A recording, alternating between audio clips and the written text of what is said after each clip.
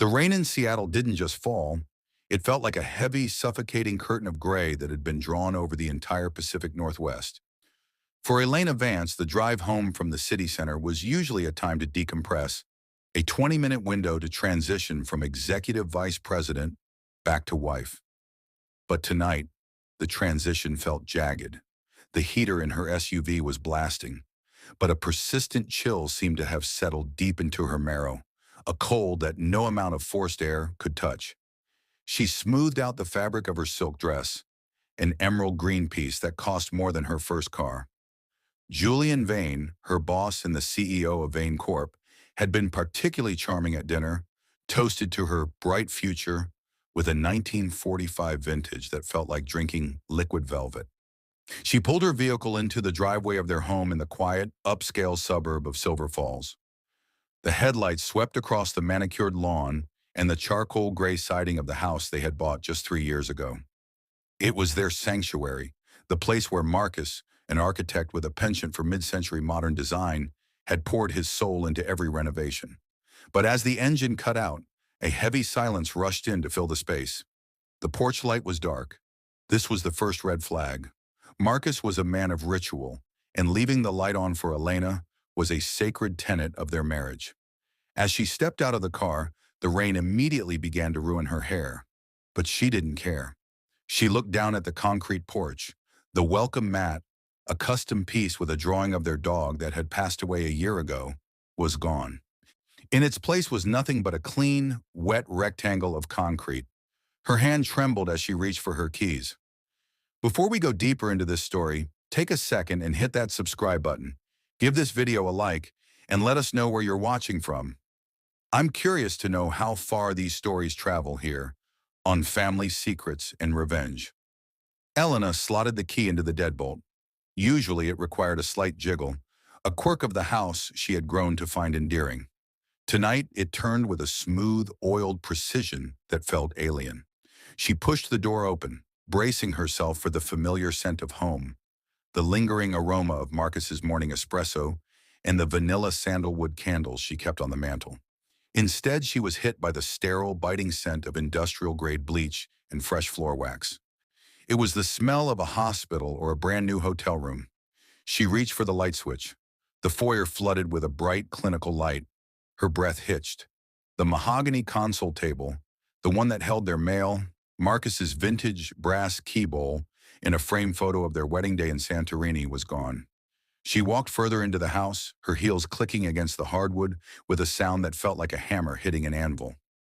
The living room was a hollow shell. The massive L-shaped velvet sectional they'd waited 6 months for vanished. The floor-to-ceiling bookshelves Marcus had built by hand, removed. Even the dust was gone. The walls were perfectly white, the holes from their artwork meticulously patched and painted over. It wasn't just that the furniture was gone. It was as if the house had been reset to its factory settings. "Marcus, this isn't funny," she shouted, her voice cracking as it bounced off the bare walls. The lack of an echo was the most terrifying part. The house felt acoustically dead. She sprinted up the stairs, her heart hammering a frantic, uneven rhythm against her ribs. She threw open the door to the master suite. The king-sized bed, with its high-thread count sheets and the mountain of pillows that Marcus always joked were structural hazards, was gone. The room was a void. She lunged for the walk-in closet, tearing the doors open so hard one nearly jumped the track. It was empty. Not a single hanger remained. Marcus's suits, his worn-out leather jacket, her collection of designer shoes, everything was erased. She fell to her knees, clawing at the plush carpet. She found herself looking for anything, a stray button, a hair tie, a speck of lint, that proved she lived here. There was nothing. Before we continue, take a second and share your thoughts so far on this story below. I read every single one.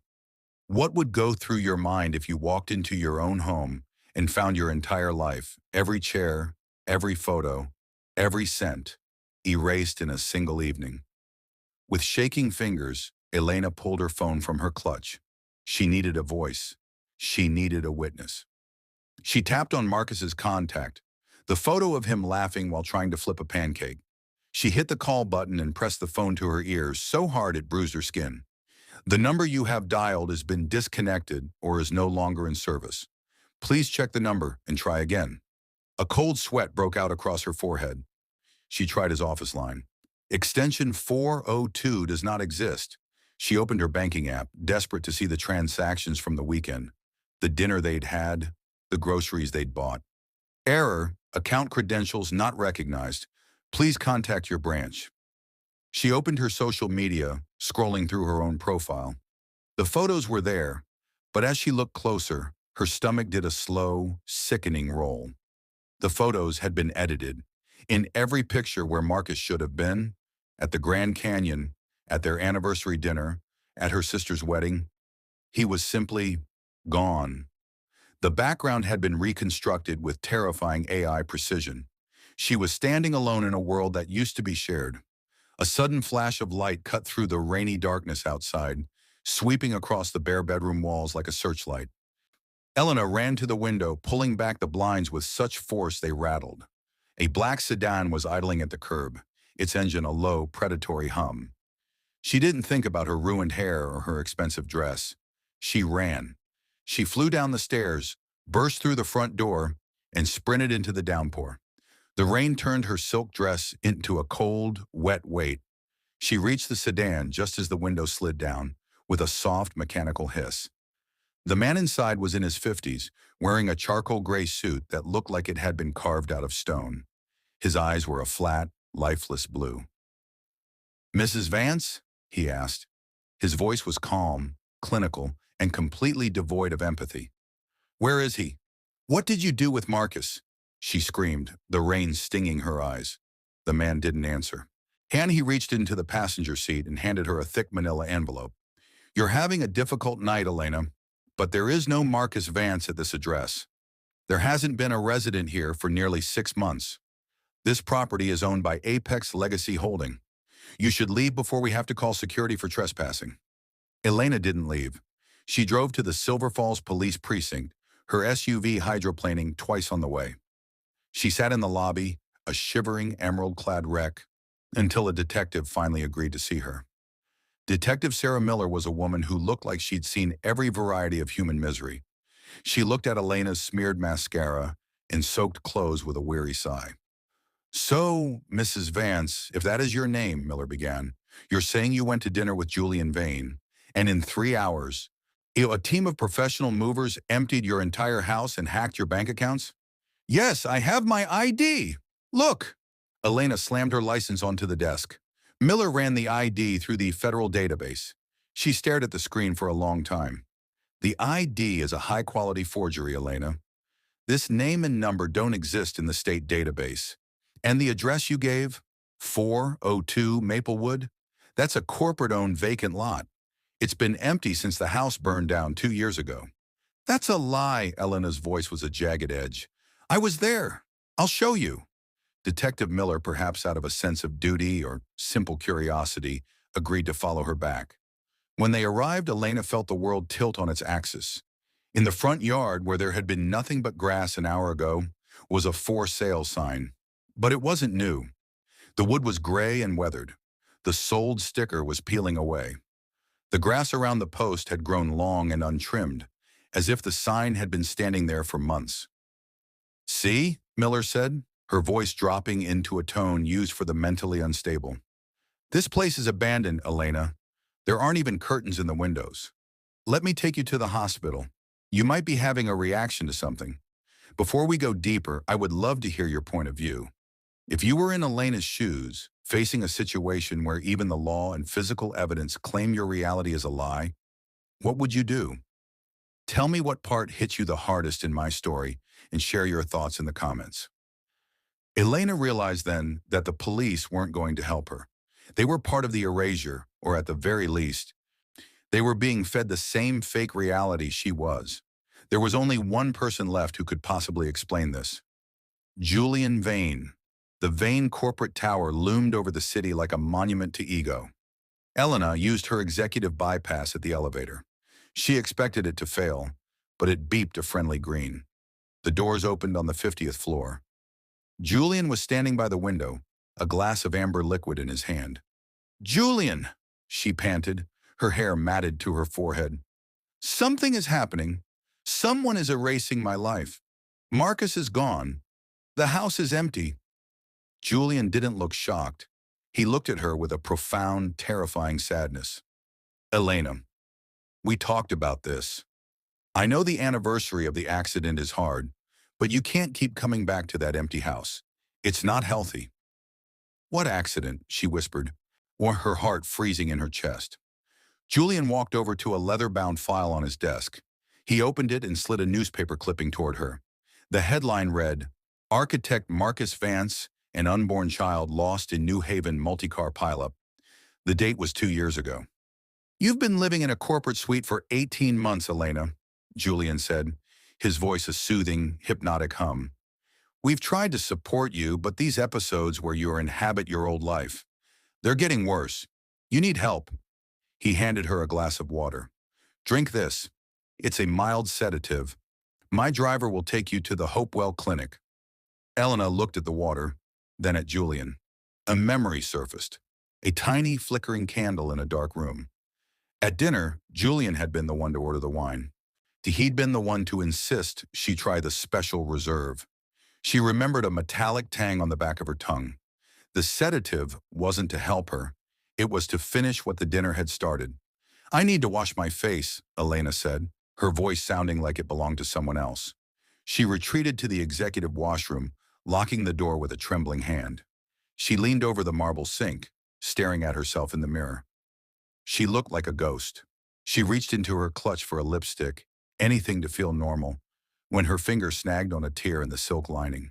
She reached deeper, feeling something cold and metallic hidden behind the internal frame of the bag. She pulled it out. It was a small brass key. Wrapped around the head of the key was a piece of blue painter's tape. On it, in Marcus's unmistakable, precise architect's script, were 4 words. "Trust the key." Oak Street. A jolt of pure, unadulterated adrenaline surged through her, burning through the fog in her brain. If Marcus was dead, who put this key in her bag? And why was his handwriting so fresh? Elena didn't go back to Julian. She used the service exit, descending 50 flights of stairs until her calves burned and her lungs screamed for air. She took a taxi to the Iron Quarter, a part of the city where the neon signs were broken and the air smelled of salt and rust. 1142 Oak Street was a crumbling brownstone. Unit B was in the basement, behind a door that looked like it hadn't been opened in a decade. The brass key slid into the lock and turned with a satisfying, heavy thunk. The room inside was a technological fortress. Half a dozen servers hummed in the corner, throwing a flickering blue light across a desk piled high with hard drives. On the center monitor, a single video file was open. The thumbnail was Marcus. She hit play. "Elena," he said. He looked exhausted, a bruise blossoming under his left eye. "If you're watching this, they've initiated the Erasure protocol. Julian found out I was tracking the Apex legacy funds. They don't just delete debt, Elena. They delete people. They're going to try to convince you I never existed. They're using a chemical called scopolamine to rewrite your memory. You have to find the physical backups." The video continued, Marcus's voice becoming more urgent. "They use the grief loop. It's a psychological tactic. They convince the target they've suffered a trauma so they'll stop questioning the gaps in their reality. Julian is the architect of it all. Why, he didn't just want me gone. He wanted you to be his clean asset, someone with no ties, no past, and no one to go home to." Marcus leaned into the camera, his eyes burning with a desperate love. "The physical files, the real marriage licenses, the birth certificates, the deed to the house, I hid them in the only place Julian's influence doesn't reach, the basement of the old city library, in the uncatalogued archives. Go there. Now. I'm curious, if you discovered your entire marriage was being treated as a corporate experiment, what would be your first move? Share your thoughts on Marcus's revelation in the comments below." As the video ended, the room began to spin. The drug Julian had given her was taking hold. Her childhood memories felt like they were being bleached white. She looked at her hands and for a terrifying second, she couldn't remember her mother's name. "Focus," she whispered to the empty room. Marcus, library, truth. She stumbled out of the basement and back into the rain. She drove like a woman possessed, ignoring red lights and the sirens of a patrol car that tried to pull her over. She didn't have much time left before her own mind became a blank slate for Julian to write on. She reached the old city library, a massive stone monolith that looked more like a tomb than a library. It was 3 a.m. and the iron gates were locked. Elena used her car to ram the side service gate, the sound of crumpling metal echoing through the silent streets. She ran inside, her flashlight beam dancing across rows of leather-bound books that smelled of centuries-old dust. She found the stairs to the sub-basement. The air grew colder, a damp with the smell of mold and forgotten history. She searched for hours, her mind slipping in and out of consciousness. She found herself standing in front of a shelf, wondering why she was holding a brass key. Then she saw it, a crate labeled Property Disposals, Vane Corp 2024. She pried the lid off with a metal bookend. Inside were hundreds of folders. She flipped through them until she saw it. Vance, Marcus, and Elena. Final status, erased. Inside the folder was the reality they had tried to steal from her. There was their actual marriage license, the one they'd signed in a small chapel in Vegas while laughing and drinking cheap champagne. There were the blueprints for their house in Silver Falls, signed by Marcus. But at the bottom was the most horrifying document of all, a medical directive signed by Julian Vane. It had authorized the re-education of Elena Vance through chemical memory suppression. They weren't just erasing Marcus because he was a whistleblower. They were erasing him so they could have her, the perfect, brilliant executive with no loyalties to anyone but the company. She clutched the papers to her chest, the physical weight of the truth acting as an anchor against the drug-induced tide in her brain. Elena didn't run. She didn't hide. She took the files and drove straight back to Vane Corp. She walked into the lobby at 5 a.m. The sun was just beginning to bleed over the horizon, turning the glass tower into a pillar of fire. The security guards started toward her, but she held the files high. "Call Julian," she said, her voice a low, dangerous growl. "Tell him I have the tabula rasa files. I'll tell him if he doesn't meet me in the lobby in 3 minutes, every news station in the country gets a digital copy of his reality management business model." She had already set the safe house servers to auto-broadcast the video of Marcus if she didn't input a code by 6 a.m. She was a dead man walking, and she knew it. Julian emerged from the elevator, looking remarkably composed. The man in the gray suit was right behind him, his hand inside his jacket. "You're a remarkably resilient woman, Elena," Julian said, "but you're also very tired. Just give me the folder, and we can put this unpleasantness behind us. We can go back to the way things were." "The way things were was a lie, Julian," she screamed. Suddenly, the lobby doors burst open. And it wasn't the police. It was a federal task force led by a man Marcus had been feeding information to for months. And in the center of the group, looking battered but very much alive, was Marcus. "Elena!" he yelled. The man in the gray suit pulled his weapon, but a dozen red laser dots appeared on his chest. He dropped the gun. Julian's face finally broke, the mask of the Titan crumbling to reveal a small, pathetic man. The aftermath of the Vane Corp scandal was the largest corporate investigation in American history. Hundreds of people who had been erased, whistleblowers, ex-spouses, and political rivals, were slowly brought back into the light. Elena and Marcus moved away from the city, away from the glass towers and the manufactured memories. They live in a house that isn't quite finished yet, in a place where the rain feels like a cleansing rather than a drowning.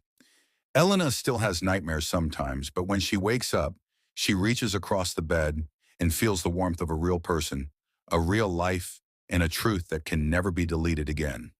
Thank you so much for joining us for this journey into the depths of a corporate conspiracy. This story reminds us that our memories are the foundation of who we are, and they are worth fighting for. If you found this story as chilling as we did, please hit the like button and subscribe to Family Secrets and Revenge for more stories that expose the dark truths hidden in plain sight.